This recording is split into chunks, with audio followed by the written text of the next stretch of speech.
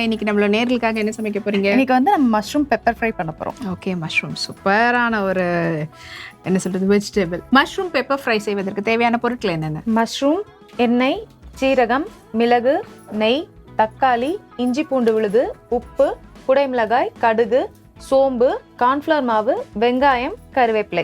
சீரகம், சோம்பு, மிளகு போட்டு வறுத்துட்டு அதை வந்து பவுடர் பண்ண போறோம். ஓகே, இது வந்து மஷ்ரூம் பெப்பர் தான். இது வந்து பெப்பர் கொஞ்சம் அதிகமா இருக்கிற மாதிரி ஒரு ஃப்ளேவரா இருக்கும். சோ அப்ப இதுல வந்து மிளகாய் தூள் அதெல்லாம் போடாம வெறும் மிளகு மட்டும்தான். மிளகு மட்டும்தான். இப்போ வந்து 1 டீஸ்பூன் அளவு சீரகம்,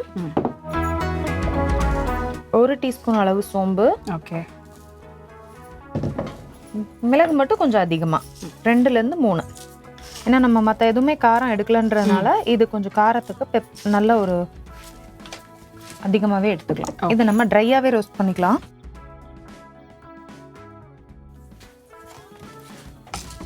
எண்ணெய் ஊற்ற வேண்டாம். எண்ணெய் ஊற்றுனீங்கன்னா ஒட்டிடும், பொரிஞ்சிரும். ஓகே, இது நல்லா வறுத்தா போதும்.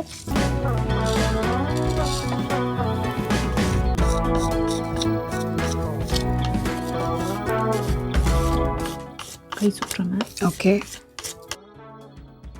வறுபட்டதை எடுத்து தனியா ஆற விட்டு பொடிக்க போறோம். கொஞ்சம் அதிகமாகவே சேர்த்துக்கோங்க. ஏன்னா நம்ம ஃபர்ஸ்ட் சேர்க்கறது தான். அதுக்கப்புறம் நம்ம எதுவும் பொரிக்கிறதும் கிடையாது, சேர்க்கறதும் கிடையாது. அதனால ஒரு 4 டேபிள் ஸ்பூன் அளவு சேர்த்துக்கோங்க. சட்டி சூடாக தான் இருக்கிறதுனால நம்ம கடுகு போட்டுடலாம். கொஞ்சமாக கடுகு 1 ஸ்பூன் அளவு போட்டால் போதும். ஓகே, சேர்த்துட்டு அதை நல்லா வறுத்துக்கலாம். ஓகே. ஸோ தாளிசம்க்கு வந்து கடுகு மட்டும்தான் யூஸ் பண்ணியிருக்கிறோம். மற்ற எதுவும் கிடையாது. ஓகே, ஏன்னா நம்ம சோம்பு எல்லாமே அதில் சேர்த்து மசாலா ரெடி பண்ணி இருக்கிறதுனால இதில் தாளிசம் கடுகு மட்டும்தான்.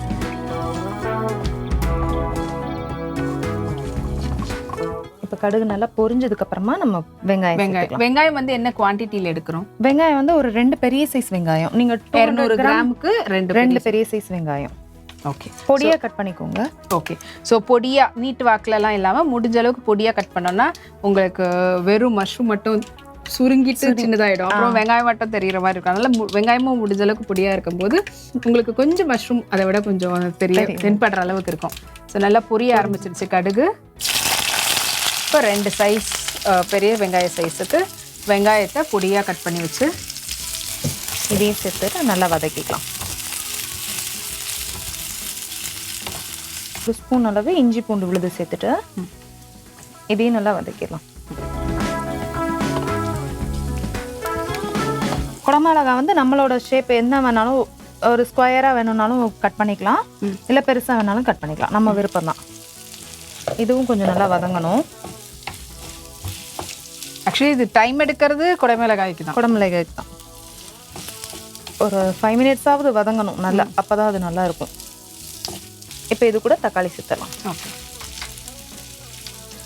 ஒரு தக்காளி அளவு சேர்த்தா போதும், நமக்கு நிறைய தேவையில்ல. ஒரு மீடியம் சைஸ் அளவு தக்காளி சேர்த்துக்கலாம் பொடியாக கட் பண்ணி. இது அரைச்சி போடணும்னா போட்டுக்கலாமா? அரைச்சி போடனாலும் போட்டுக்கலாம் அது. ஆனால் நீங்கள் கலர்ஃபுல்லாக தெரியணுங்கிறதுக்காக நம்ம கொஞ்சம் தக்காளி அப்படியே சேர்த்துருக்குறோம். இல்லை உங்களுக்கு கிரேவி அதிகமாக வேணும் அப்படின்னா நீங்கள் அரைச்சி கூட சேர்த்துக்கலாம். இப்போ இதையும் நல்லா வதக்கிக்கலாம். கொஞ்சம் திரிச்சு போடும்போது இப்படி கிள்ளியெல்லாம் போடும்போது உங்களுக்கு ஸ்மெல்லும் நல்லா வரும். அதே மாதிரி ரொம்ப குட்டி குட்டியோண்டு இருக்கும்போது எடுத்து தூரம் போடாமல் சாப்பிட்ருவாங்க. ஆமாம், அதனுடைய நியூட்ரியன் வேல்யூவும் நம்மளுக்கு கரெக்டாக கிடைக்கும். பெரியவங்க ஓகே எடுத்து போடாமல் ஓரளவுக்கு சாப்பிட்ருவாங்கன்னு வச்சுக்கோங்க. சின்ன பசங்களாம் அப்படியே எடுத்து தனியாக வைப்பாங்க. இப்போ மஷ்ரூம் சேர்த்துட்டு தண்ணியில் நல்லா இருத்துட்டு அதுக்கப்புறமா சேர்த்துக்கோங்க. ஏன்னா அதுவே வந்து தண்ணி விடும்.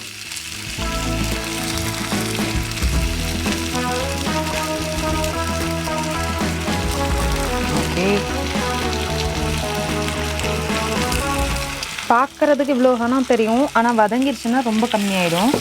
இப்போ இது கூட தேவையான அளவு உப்பு மட்டும் சேர்த்துடலாம்.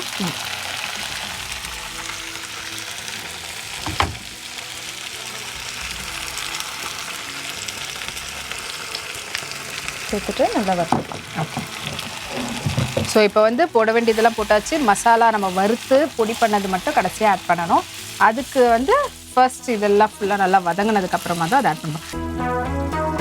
நம்ம வந்து ஆக்சுவலாக தண்ணி இருந்ததுல கொஞ்சம் தண்ணி கம்மியாயிருக்கு. மஷ்ரூமும் நல்லா வெந்துருச்சு. இப்போ வந்து நம்ம பவுடர் பண்ணி வச்சிருக்கிறோம்ல, இதை ஒன்றா சேர்த்துடலாம். ஓகே, இதை சேர்த்துட்டு நம்ம கார்ன்ஃப்ளவர் மாவு சேர்க்க போகிறோம். இது வந்து நம்ம வேற எதுவுமே காரத்துக்கு போடலை, ஸோ அதனால நிறைய போட்டுட்ட மாதிரி இருக்குன்னா ஃபீல் பண்ண வேண்டாம். இதுவே ஆக்சுவலி கரெக்டாக இருக்கும். கார்ன்ஃப்ளவர் மாவு சேர்க்கும் போது கார்ன்ஃப்ளவர் மாவு சேர்க்கும் போது கொஞ்சம் திக்னஸ் ஆகும். ஆனால் அதுக்காக ரொம்ப பயப்பட வேண்டாம். கொஞ்சம் வேணால் எக்ஸ்ட்ரா தண்ணி கூட சேர்த்துக்கோங்க. ரொம்ப தண்ணியாக இருக்கிற மாதிரி தெரிஞ்சுன்னா கொஞ்சம். ஓகே, இதை நல்லா சேர்த்துட்டு கலந்து விட்டுறலாம். இப்போ பார்த்தீங்கன்னா ஒரு கிரேவி மாதிரி உங்களுக்கு கிடைக்கும். தண்ணி விடலாமா கொஞ்சம்? இல்லை, அது கொதிக்க இன்னும் கொஞ்சம் தண்ணி விடும். அதுக்கு முன்னாடி எப்படி நம்ம செஞ்சோன்ற செய்முறை விளக்கத்தை சுருக்கமாக நேர்களுக்கு சொல்லிடுங்க. கடாய் சூடானதுக்கு அப்புறமா சீரகம், சோம்பு, மிளகு சேர்த்து நல்லா வறுத்துக்கோங்க. இது நல்லா வறுத்ததுக்கு அப்புறமா பொரிஞ்சதுக்கு அப்புறமா இதை ஆற வச்சிருங்க. இது அப்படியே இருக்கட்டும்.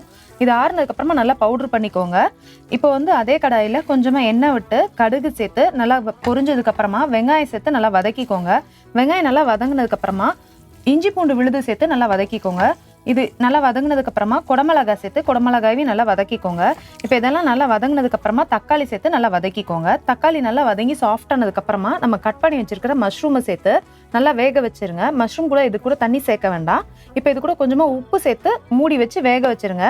நல்லா வெந்ததுக்கு அப்புறமா நம்ம பவுடர் பண்ணி வச்சிருக்கிற மிளகு பொடியை ஒன்றா சேர்த்துட்டு கலந்து விட்டதுக்கு அப்புறம் 1 ஸ்பூன் அளவு கார்ன்ஃப்ளவர் மாவு தண்ணியில கலந்து அதையும் ஒன்றா சேர்த்து தேவையான அளவு தண்ணியும் சேர்த்து ஒரு 2-3 நிமிஷம் கொதிக்க வச்சுட்டு கொஞ்சமா நெய் சேர்த்து இறக்குனீங்கன்னா நம்ம சுவையான மஷ்ரூம் பெப்பர் ஃப்ரை தயார்.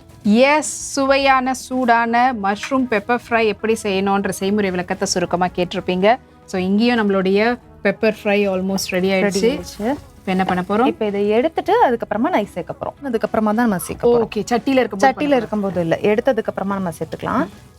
ஒரு பவுலில் எடுத்துட்டு மேலே அப்படியே நெய் சேர்க்கணும். அப்போ எடுத்து சாப்பிடும்போது ஒரு நல்ல ஒரு ஃப்ளேவர் கிடைக்கும். எல்லாமே ஒரு பவுலில் மாற்றிட்டு நீங்கள் நெய் சேர்த்திங்கன்னா ரொம்ப நல்லாயிருக்கும். Okay,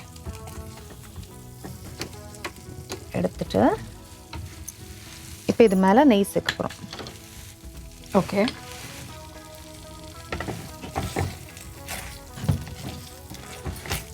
pepper flavour. ஆக்சுவலாக அந்த பெப்பர் ஃப்ளேவருக்கு இந்த நெய் சேர்க்கும் போது இன்னும் கொஞ்சம் நல்ல ஒரு ஃப்ளேவராக இருக்கும். ஓகே, இந்த நெய் ஸ்பூனோட நல்லா இருக்கும்னு நினைக்கிறேன். ஓகே ஓகே, சுட சுட மஷ்ரூம் பெப்பர் ஃப்ரை வந்து ரெடியாக இருக்குது. ஸோ நீங்கள் வந்து பெப்பர் ஃப்ரைக்கு நெய்யை வந்து போட்டு தாளிசம் பண்ணணுன்ற அவசியம் இல்லை. இறக்குனதும் சுட சுட இது மேலே அப்படியே நெய்யை விட்டிங்கனாலே வாசனை செமையாக இருக்குது. ஸோ ஓகே, நம்மளுடைய மஷ்ரூம் எப்படி இருக்குன்னு பார்த்துடலாம். Okay,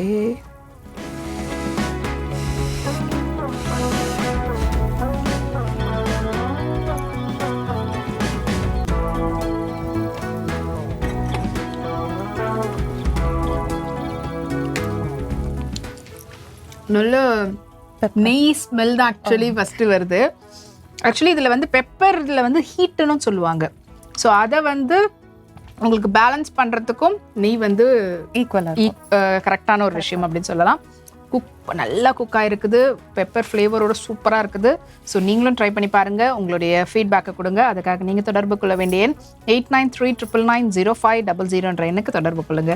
thank you so much. சூப்பரான ஒரு மஷ்ரூம் பெப்பர் ஃப்ரை செஞ்சு கொடுத்ததுக்கு ரொம்ப நன்றி. அண்ட் இதே போல இன்னொரு சூப்பர் டிஷ்ஷோட மீண்டும் அனைவரும் நம்மளுடைய அடுத்த இந்தியாவின் நம்பர் 1 டீலர் வசந்தன் கோ வழங்கும் கிச்சன் கிளாடிகள் கிராமத்து சமையல் ஸ்பான்சர்ட் பை டார்லிங் மசாலா. மாவின் கை மனம் மாறாத சுவை, இது எல்லாத்துலேயுமே டாப். மீண்டும் அனைவரையும் சந்திக்கும் வரை உங்களிடமிருந்து விடைபெறுவது நான் சௌமியா மற்றும் சிவசித்ரா. பாய்.